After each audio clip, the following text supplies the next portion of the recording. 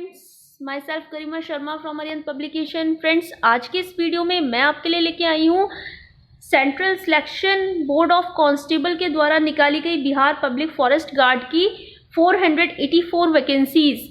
Yes, बिल्कुल recently 21 जुलाई को notification release हुआ है इस वैकेंसी का। तो फ्रेंड्स देखिए, जो भी इंटरेस्टेड कैंडिडेट्स हैं, मेल और फीमेल दोनों के लिए हैं ये वैकेंसी, वो बिल्कुल अप्लाई कर सकते हैं। ऑनलाइन आवेदन जो हैं वो आपके स्टार्ट हो चुके हैं 21 जुलाई से।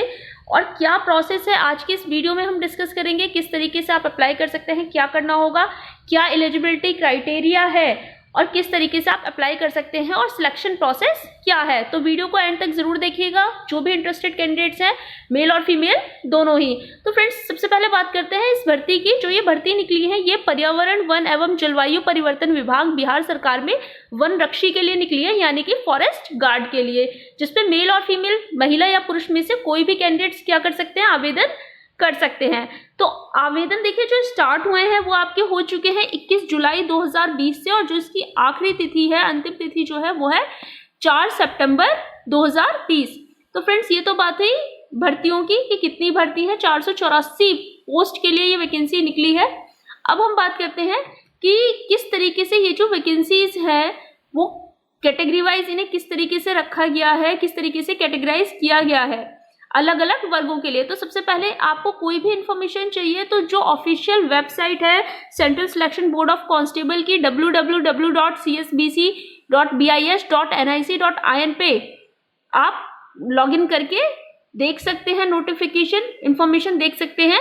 अब हम बात करते हैं वैकेंसीज की। तो देखिए जो वैकेंसी निकली है, टोटल नंबर ऑफ वैकेंसीज है 484, जिसमें से अगर हम जनरल वर्ग की यानी कि सामान्य वर्ग की अनारक्षित अनरिजर्व्ड की बात करें तो टोटल बैकलॉग सहित जो पदों की संख्या है वो है 186, जिसमें से 35% जो है क्षैतिज आरक्षण के फलस्वरूप महिलाओं के लिए रखे गए अनुमान्य पद हैं।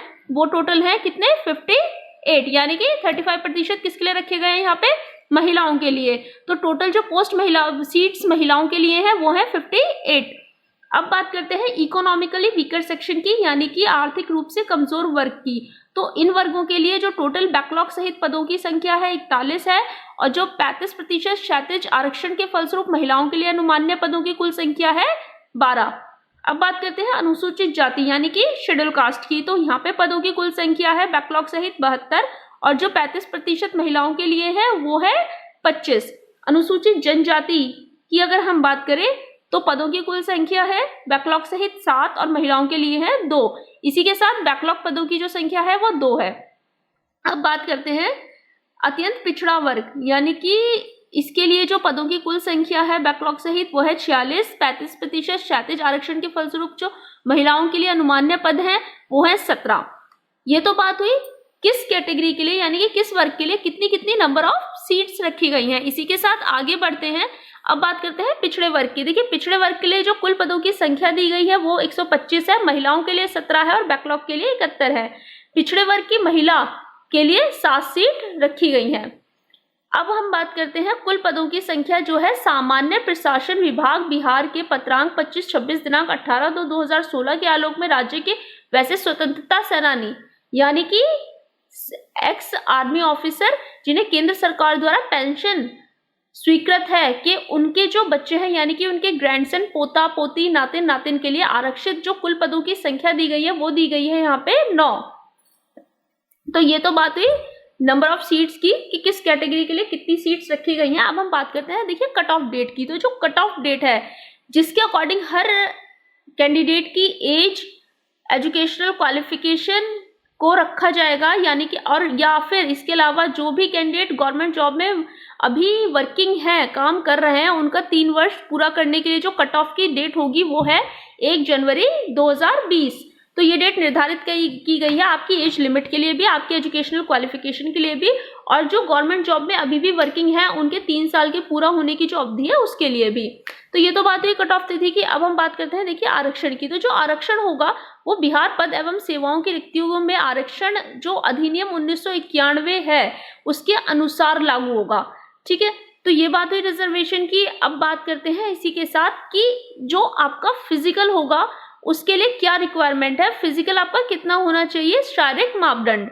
तो अगर हम बात करें पुरुष अभ्यर्थी की यानी कि मेल कैंडिडेट्स की, तो उनकी जो न्यूनतम ऊंचाई है अनुसूचित जाति और अनुसूचित जनजाति के लिए वो 160 सेंटीमीटर और बाकी सभी वर्गों के लिए 165 सेंटीमीटर।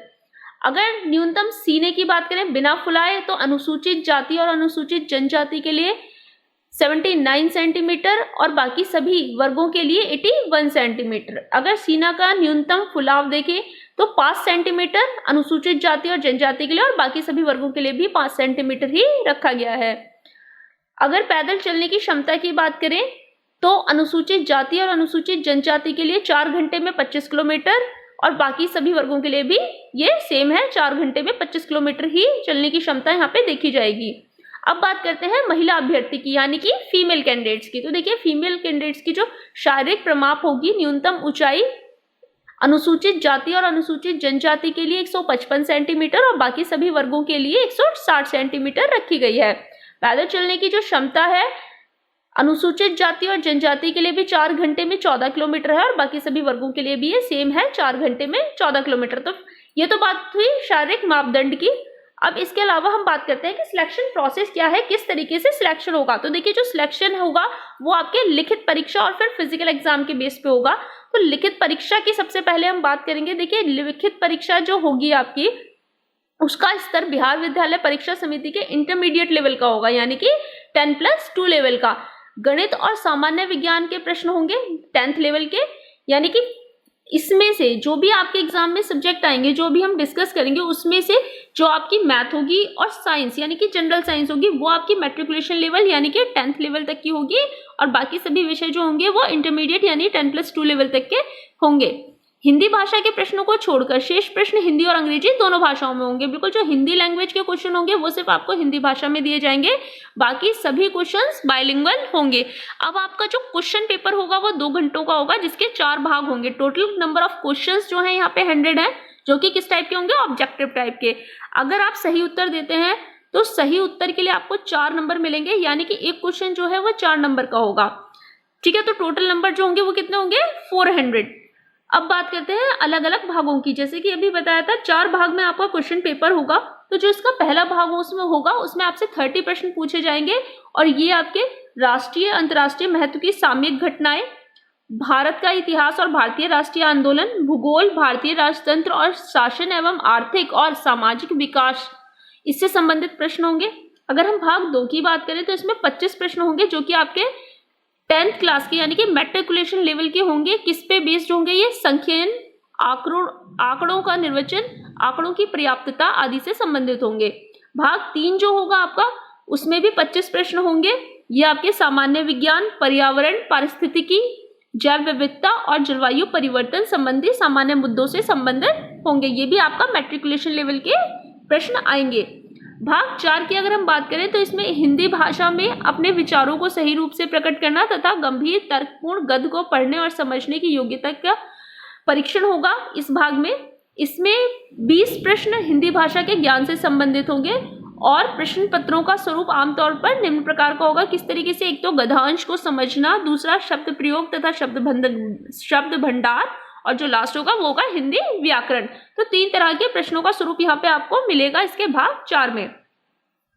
ये तो बात हुई किस टाइप से, मतलब आपका जो क्वेश्चन पेपर होगा कितने पार्ट्स में डिवाइड होगा, कौन कौन से सब्जेक्ट के क्वेश्चन आएंगे।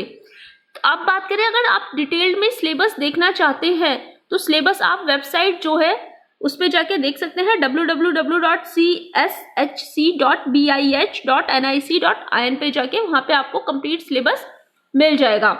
देखिए अब बात करते हैं नेगेटिव मार्किंग की। जैसे कि अभी मैंने आपको बताया था कि हर करेक्ट आंसर के लिए आपको 4 नंबर मिलेंगे क्योंकि एक क्वेश्चन 4 नंबर का है। टोटल जो पेपर के मार्क्स हैं वो है 400। तो अगर आप गलत आंसर करते हैं तो प्रत्येक प्रश्न के उत्तर के लिए 4 विकल्प दिए गए हैं। अगर आप गलत आंसर करेंगे तो उसका 1/3 अंक आपका काटा जाएगा, यानी कि आपको 4 नंबर अगर एक क्वेश्चन के लिए मिल रहे हैं और उसे आप गलत करते हैं तो उसका 1/3 वहां पे आपका कट जाएगा। अगर आप 1 से अधिक उत्तर देते हैं तो उन्हें भी गलत माना जाएगा, चाहे फिर वो उनमें से कोई एक उत्तर आपका सही क्यों ना हो। और अगर आपने ब्लैंक खाली छोड़ दिया है तो वहां पे आपकी कोई भी नेगेटिव मार्कें नहीं होगी। अब हम बात करते हैं कि आपको कितने कट ऑफ मार्क्स की जरूरत होगी इस एग्जाम को क्वालिफाई करने के लिए। तो ये अलग अलग वर्गों के लिए देखिए अलग अलग रखा गया है। अगर बात करें सामान्य वर्ग की तो 40% अंक लाना जरूरी है आपको ये क्वालिफाई करने के लिए। अगर पिछड़े वर्ग की बात की जाए तो 36.5% नंबर लाना आपको जरूरी है। अगर पिछड़ा वर्ग एनेक्स्चर 1 यानी कि अत्यंत पिछड़े वर्ग की बात की जाए तो 34% अंक लाना जरूरी है। अगर अनुसूचित जाति या जनजाति वर्ग और समस्त आरक्षित एवं गैर आरक्षित वर्ग की महिलाएं, उन सभी को कितने प्रतिशत? 32% अंक लाना जरूरी है। अगर आप इतने अंक नहीं ला पाते हैं तो आपको असफल घोषित कर दिया जाएगा और आपको शारीरिक परीक्षण और या फिर शारीरिक दक्षता परीक्षा में भाग लेने की स्वीकृति नहीं दी जाएगी। तो ये तो बात हुई लिखित परीक्षा की। जब आपका ये लिखित परीक्षा में जितने जितने यहाँ पे कट ऑफ मार्क्स दिए गए हैं उतने मार्क्स आ जाएंगे तो उसके बाद आप एलिजिबल होंगे किसके लिए? फिजिकल टेस्ट के लिए। आगे बढ़ते हैं इसी के साथ। अब हम देखते हैं कि ऑनलाइन आप आवेदन किस तरीके से कर सकते हैं। तो देखिए ये तो बात हुई क्या सिलेक्शन का प्रोसेस है, किस तरीके से सिलेक्शन होगा, किस तरीके से आपका जो रिटन एग्जाम है वो कितने पार्ट्स में होगा। अब हम बात करते हैं कि आपको अप्लाई कैसे करना है। देखिए जो भी कैंडिडेट इंटरेस्टेड है बिल्कुल मैं आपको बता देती हूँ, अप्लाई करने के लिए आपको लॉग इन करना होगा www.csbc.bis.nic.in पे। यहाँ पे लॉग इन करने के बाद जो भी आपको इंस्ट्रक्शंस वहाँ पे दी जाएंगी उन्हें फॉलो करते हुए क्या कर सकते हैं, आप अपना फॉर्म फिल कर सकते हैं। फॉर्म का जो यहाँ पे ऑनलाइन जब आप आवेदन करेंगे तो आपकी जो रजिस्ट्रेशन फीस है वो है यहाँ पे 450 रुपये।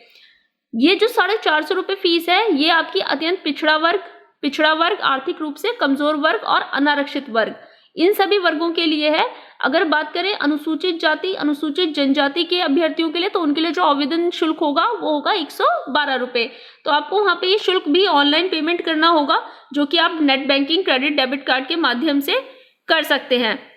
इसके बाद ही आपका जो रजिस्ट्रेशन है वो सक्सेसफुल होगा, आप अप्लाई कर पाएंगे। उसके बाद सबमिट करने के बाद वहाँ पे फॉर्म को आप उसकी एक प्रिंट आउट निकाल सकते हैं जिसमें आपको आपका रजिस्ट्रेशन नंबर मिल जाएगा। तो ये तो सारी बेसिक इन्फॉर्मेशन थी जो मैंने आपको दी है और डिटेल में इन्फॉर्मेशन के लिए आप विजिट कर सकते हैं हमारी वेबसाइट पे www.cshc.bis.nic.in पे, जो बिहार पब्लिक फॉरेस्ट गार्ड की ऑफिशियल वेबसाइट है। तो वहां से आप अप्लाई भी कर सकते हैं। तो फ्रेंड्स देखिए जो लास्ट डेट है, वैसे अभी टाइम है, लास्ट डेट में 4 सितंबर 2020 लास्ट डेट दी गई है, लेकिन फिर भी जितनी जल्दी हो सके, क्योंकि कई बार ऐसा होता है साइट हैंग होती है, आप अप्लाई नहीं कर पाते, तो जितनी जल्दी से जल्दी हो सके आप अप्लाई कर दीजिए। तो फ्रेंड्स आज के लिए बस यहीं तक था, फिर मिलूंगी आपसे नेक्स्ट वीडियो में नई वैकेंसी के साथ, एक नई जॉब के साथ। तब तक के लिए थैंक यू, गुड बाय।